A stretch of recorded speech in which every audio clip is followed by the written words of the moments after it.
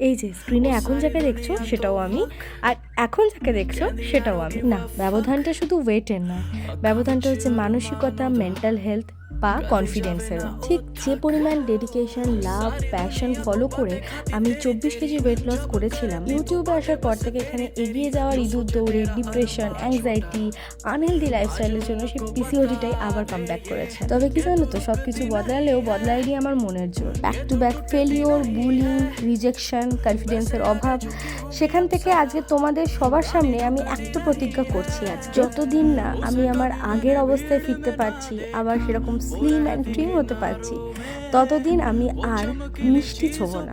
তোমরা জানো আমার মিষ্টির প্রতি কি প্রচণ্ড ভালোবাসা, বাট হ্যাঁ, সেই ভালোবাসার জিনিসটাই আজকে আমি কুরবানি দিলাম তোমাদের সবার সামনে। জানি এটা নিয়ে তোমাদের প্রচুর হাসি ঠাট্টা, বাজে মন্তব্য আসবে, তবে এবার বুলিংয়ের রিপ্লাইটা আর কথায় নয়, কাজের মাধ্যমে দেবো। ওকে।